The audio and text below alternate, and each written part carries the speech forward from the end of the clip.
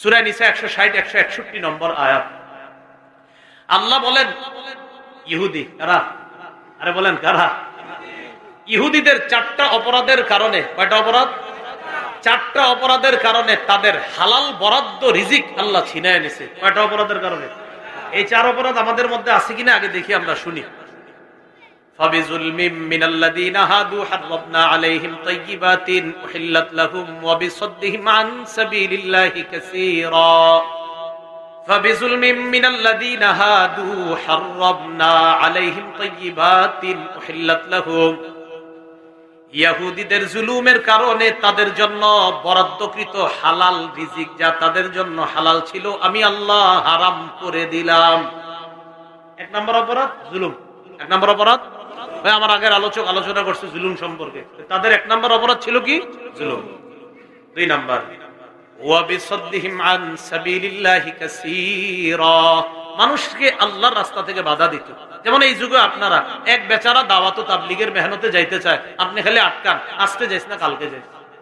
আছেন এরকম? একজন ভাই নামাজ পড়তে চায়, হঠাৎ নতুন করে নামাজি হয়েছে, মাশাআল্লাহ 5 ওয়াক্ত নামাজ পড়ে। 2-4 জন বন্ধু আছে যারা পড়ে না, এরা কয় দেখছি তোর মতো কত বিশ্বাস, এটা কইয়া হেরে আর নামাজ পড়তে দেয় না।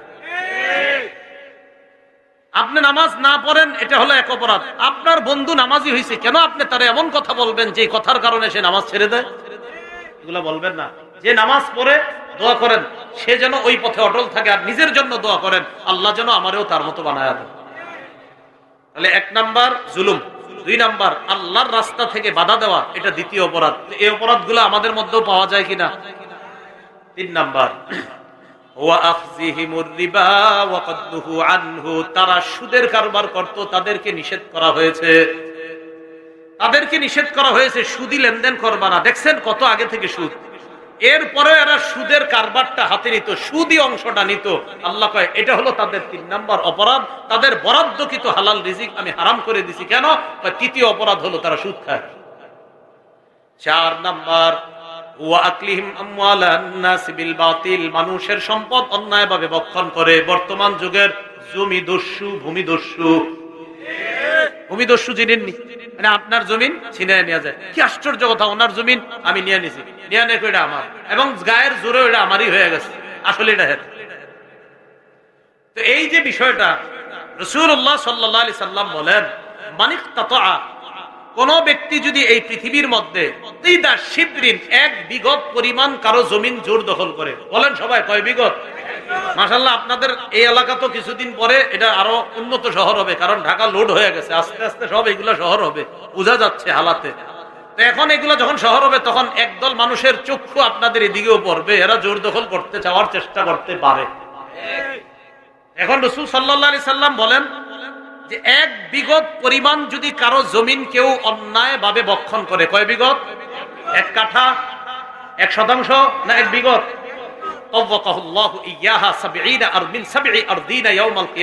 আল্লাহ তার গলায় কিয়ামতের ময়দানে 7 তবক জমিন ঝুলাইয়া দিবে। নাও জমিন খাওয়ার এত শখ, তো আজকে জমিন নিয়ে ঘুরো। নাও কয় বিঘত? 1 বিঘত। 1 বিঘতের কারণে 7 স্তরের জমিন গলায় ঝুলাই দিয়ে বলবে নাও তোমার তো জমিনের অনেক শখ, নাও এটা নিয়ে চলো হাঁটতে থাকো। আল্লাহ আমাদেরকে জুলুম থেকে হেফাজত করেন। তাহলে 4টা অপরাধ। 1 নাম্বার জুলুম, 2 নাম্বার আল্লাহর রাস্তা থেকে বাধা দেওয়া, 3 নাম্বার সুদ খাওয়া, 4 নাম্বার আরেকজনের সম্পদ অন্যায়ভাবে ভক্ষণ। এই 4 অপরাধের কারণে যেই জাতির মধ্যে এই 4টা অপরাধ পাওয়া যাবে তাদের হালাল রিজিক গুলা, বরাদ্দ হালাল রিজিক গুলা আল্লাহ ছিনায় নেয়। না না তোমরা এই সুদি কাজ কারবার করো, তোমাদের তো হালালটা দরকার নাই, তো হালালটা আমি কেন রাখবো, হারামটাই খাও। এ হলো 4 নাম্বার শাস্তি সুদ খাওয়ার। তাহলে বলেন তো সুদের কারণে বরাদ্দকৃত হালালটা কি হয়? আল্লাহ ছিনায় নেয়। 5 নাম্বার, আপনাদের এলাকার নাম কি? পূর্ব চান্দুরা। চান্দুরা, এই পূর্ব চান্দুরার যারা সুদ খায় তাদের কারণে এই এলাকার নিরপরাধ যারা আছে তাদের উপরে গজব আসবে। যারা সুদ খায় তাদের কারণে, সুদ খাওয়া অপরাধ, তাদের কারণে নিরপরাধ যারা, এই বেচারারাও গজবে পড়বে। আত-তারগীব ওয়াত-তারহীব কিতাবের নাম, 3 নাম্বার খণ্ড, 69 নাম্বার পৃষ্ঠা। قال رسول الله صلى الله عليه وسلم اذا ظهر الزنا والربا في قريه, কোন এলাকার মধ্যে যখন 2টা অপরাধ বেড়ে যায়, জুড়ে বলেন কয়টা? এক নাম্বার ব্যভিচার, ওই যেটা এক নাম্বার, এই যে ধর্ষণ নানারা লেখছে, এক নাম্বার ব্যভিচার, দুই নাম্বার সুদের কারবার। বলেন কয়টা অপরাধ? এক নাম্বার ব্যভিচার, দুই নাম্বার সুদের কারবার কোন এলাকায় যদি বেড়ে যায়,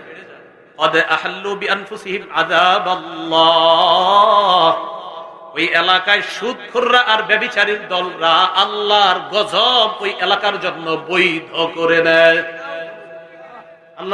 আল্লাহর আযাব বৈধ করে নেয়, মানে আল্লাহ আযাব দিবে না, কিন্তু ওই বিশিষ্ট সুদখোররা আযাব টাইনা নেয়, জিনা না দেন দেন আরো দেন, টাইনা নেয়।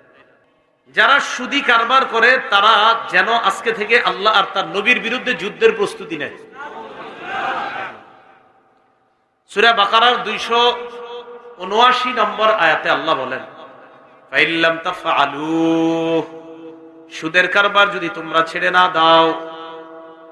আজকে বয়ান শুনলেন, যুব সমাজ বয়ানের আয়োজন করছে, বিষয়বস্তু দিয়েছে সুদ, এই বিষয়বস্তুর মাধ্যমে সুদের বিষয়টা জানলেন। আল্লাহ বলেন ফাইল্লাম তাফআলু, জানার পরেও যদি সুদের কারবার ছেড়ে না দাও, ফাআযানু বিহারবিম মিনাল্লাহি ওয়া রাসূলিহি, আল্লাহ আর তার নবীর বিরুদ্ধে যুদ্ধের ঘোষণা দিয়ে দাও। যুদ্ধের প্রস্তুতি নাও আল্লাহ আর তার নবীর সাথে। এটা কিতাব আছে না মামদাতুত তাফসীর, 1 নম্বর খণ্ড 330 নম্বর পৃষ্ঠা। আব্দুল্লাহ ইবনে আব্বাস বলেন, আন আব্দুল্লাহ ইবনে আব্বাস রাদিয়াল্লাহু তাআলা আনহুমা ইউকালু লিআকিলির রিবা ইয়াউমাল কিয়ামাতি কুসিলাহাকা লিল হার, কিয়ামতের ময়দানে সুদখোরকে বলা হবে, ও সুদখোর তোমার অস্ত্রটা নাও, আমি আল্লাহর সাথে লড়াই করার জন্য। কিয়ামতের মাঠে।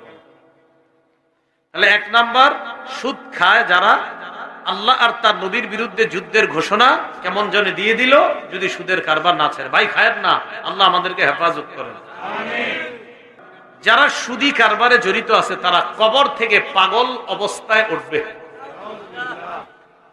সূরা বাকারা 275 নম্বর আয়াতে আল্লাহ বলেন, আল্লাযীনা ইয়াকুলুনার রিবা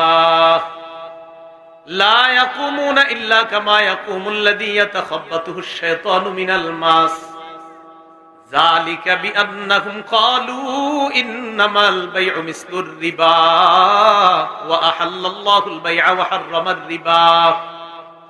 আল্লাযীনা ইয়াকুলুনার রিবা, যারা সুদ খায়, লা ইয়াকুমুনা ইল্লা কামা ইয়াকুমুল্লাযী ইয়াতাখাব্বাতুহুশ শাইতানু মিনাল মাস, তারা কবর থেকে এমন অবস্থায় উঠবে যেন শয়তান তাদেরকে স্পর্শ করে পাগল বানায়া দেয়। কিয়ামতের মাঠে উঠবে, মনে হবে শয়তান স্পর্শ করছে, পাগল হয়ে গেছে। এটা কেন? যালিকা বিআন্নাহুম ক্বালু ইন্নামাল বাই'উ মিসলুর রিবা, এটা এই কারণে তারা দুনিয়াতে বলতো ব্যবসা সুদের মতো। বলেন নাউজুবিল্লাহ। ব্যবসা লাভ হয় না, সুদেও লাভ হয়। এরা দুনিয়াতে বলতো ব্যবসা সুদের মতো। কি আওয়াজটাকে অন্যরকম করছেন? শুরুর থেকে করছেন তো মনে হয়, কেমন জানি একটু অন্যরকম হচ্ছে। শুরুতে আওয়াজটা শিথিল ছিল, এখন তো আওয়াজ মনে হয় ফাটায় ফেলতেছে। যালিকা বিআন্নাহুম ক্বালু ইন্নামাল বাই'উ মিসলুর রিবা, এটা এই কারণে তারা বলে ব্যবসা সুদের মতো। আল্লাহ বলেন ওয়া আহাল্লাল্লাহুল বাই'a ওয়া হাররামার রিবা, আল্লাহ ব্যবসা হালাল করেছেন, সুদকে আল্লাহ হারাম করেছেন। ব্যবসার লাভ এটা হালাল, সুদের লাভ এটা হারাম। আচ্ছা, ব্যবসা সুদের মতো কেমনে হয় বলেন তো? একটা মানুষ সারাদিন ব্যবসা করে, মাথার ঘাম পায়ে ফেলে, গার্মেন্টসে চাকরি করে, রিক্সা চালায়, ভ্যান চালায়, অটো চালায়, দোকানদারি করে, কৃষি খেতে কাজ করে, সারাটা দিন কাজ করার পর এরপর মাস শেষে আল্লাহ তাকে কিছু হালাল রুজির ব্যবস্থা করে দেয়। আরেকটা ব্যক্তি ঘরে ঘুমায়, শুধু শুয়ে থাকে। 29, 30 তারিখ, 1-2 তারিখ আসলেই শুধু যাদেরকে সুদ দিছে ওই বিশিষ্ট সুদখোররা তাদেরকে ফোন দেয়, তাড়াতাড়ি টাকা নিয়ে আসো। এক লোক সারা মাস ঘুমায় সুদ খায়, আরেকজন মাথার ঘাম পায়ে ফেলে টাকা পরিশ্রম করে উপার্জন করে। দুনো উপার্জন কি এক হলো না সম্পূর্ণ আলাদা? এরা কেমনে কয় ব্যবসা সুদের মতো? আল্লাহ বলেন আহাল্লাল্লাহুল বাই'a, আল্লাহ ব্যবসাকে হালাল করেছেন, ওয়া হাররামার রিবা, সুদকে হারাম করেছেন। আল্লাহ আমাদের সকলকে ব্যবসায়ী পদ্ধতিতে হালাল লভ্যাংশ এটা যেন আমরা কামাই করতে পারি, সুদের পদ্ধতিতে হারাম লভ্যাংশ এটা থেকে যেন আমরা বেঁচে থাকতে পারি, আল্লাহ তৌফিক দান করেন। এ হলো 2 নাম্বার। 3 নাম্বার দেখেন, কিয়ামতের ময়দানে সুদখোরকে দেখলে মনে হবে তার গলাটায় কেউ চাপ দিছে, ফাঁস লাগাইছে। এই ফাঁস লাগানো অবস্থায় কোন ব্যক্তিরে ফাঁসি দিলে জিহ্বাটা যেমন বের হয়ে যায়, হা হা করতে থাকে, শ্বাস রোধ করা অবস্থায় সুদখোর কিয়ামতের মাঠে উঠবে। উমদাতুত তাফসীর কিতাবের নাম, 1 নম্বর খণ্ড, 330 নম্বর পৃষ্ঠা। আন আব্দুল্লাহ ইবনে আব্বাস রাদিয়াল্লাহু তাআলা আনহুমা قال আকিলুর রিবা ইবাসু ইয়াউমাল কিয়ামাতি মাজনুনান ইউখনাক। সুদখোরকে কিয়ামতের ময়দানে উঠানো হবে এমন অবস্থায় দেখলে মনে হবে পাগল, আর মনে হবে তার গলাটা কেউ চাপ দিয়ে ধরছে, এমন শ্বাসরোধ অবস্থায় সুদখোর কিয়ামতের মাঠে উঠবে। এটা কথা মনে রাখেন, কিয়ামতের ময়দানে কিন্তু এই যে শ্বাসরোধ, এর মানে আপনি মরবেন এমন না। কিয়ামতের মাঠে কেউ মরবে না, মনে হবে মারা যাচ্ছে কিন্তু মরবে না। আল্লাহ কোরআনে বলেন ওয়ায়াতিহিল মাউতু মিন কুল্লি মাকান ওয়া মা হুয়া বিমাইয়িত। কিয়ামতের ময়দানে যারা শাস্তির যোগ্য হবে তাদের মনে হবে আমার চারদিক থেকে মৃত্যু আসছে, এই মনে হয় আমি মরে গেলাম। জাহান্নামে জাহান্নামীরা যখন থাকবে ওর মনে হবে আমি মরে গেলাম, এই মনে হয় গেলাম। আল্লাহ কয় না, তুমি মরবা না, চারদিক থেকে মরণের মতো আসবে কিন্তু তুমি মরবা না। লা ইয়াযুকুনা ফিহাল মাউতা ইল্লাল মাউতাতাল উলা। মরণ একবার তোমার হয়ে গেছে দুনিয়াতে, আর তুমি মরবা না। এখন বারবার মনে হবে মরে যাচ্ছ কিন্তু তুমি মরবা না। তাহলে দেখেন তো, একটা লোকের ফাঁসি দেওয়া হচ্ছে, মরে গেলে কিন্তু ঠিক আছে, একটা শেষ মরে গেছে, কিন্তু তার ফাঁসি লাগানো এমন অবস্থায় তার শাস্তিটা চলতেছে, কিন্তু তার মনে হবে গেলাম গেলাম। আল্লাহ না না না, যাবা না, মারবা না তুমি। এটা একটা শাস্তি।